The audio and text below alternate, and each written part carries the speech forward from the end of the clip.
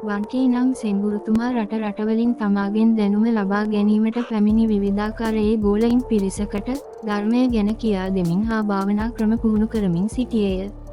මේ විවිධාකාර ගෝලයින් අතර එක් ගෝලයෙක් සොරකම් කරන්නට පුරුදු වී සිටියේය.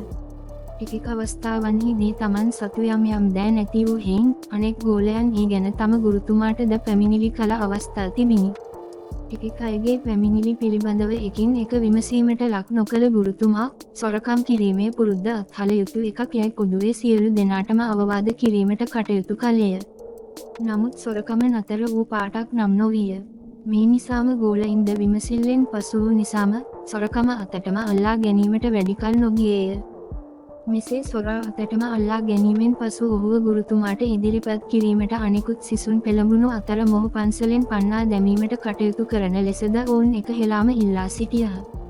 එහෙත් මෙම ගුරුතුමා ඔහුට අවවාද කළා මිස වෙනත් කිසිදු පියවරක් සඳහා යොමු වූයේ නැත. සොරකම එතෙකින් නිමා නොවිය.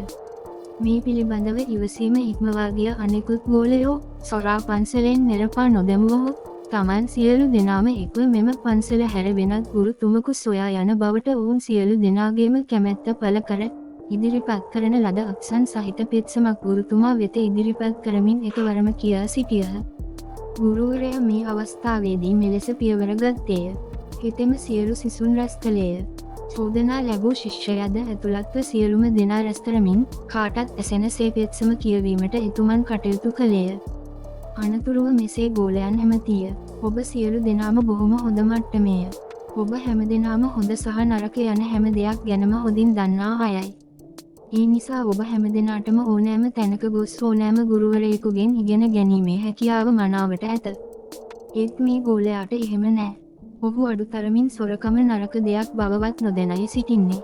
ඒ නිසා ඔහුට හොඳ නරක කියා දෙන්න ඉන්නේ මං විතරයි. ඔහු යහමගට ගැනීම මගේ පරම යුතුකමක්. ඒ නිසා කැමති අයට මෙතැනින් ඉවත්ව යන්න පුළුවන්. වෙස ගුරුවරයා හඬ අවදි කළේය. පුදුම සහගත ලෙස දැස් දල්වාගෙන සොරකමට අච්චු වූ ගෝලයා ගුරුතුමා දෙස බලා සිටියේය. දැසින් වැටෙන කඳුළු කැට නැවත්වීමට ඔහු අපොහොසත් විය. පෙළපදියම් වූ සොරකමට ඇති ආශාව එකිනෙහිම අතුරුදහන් වී ගියේය.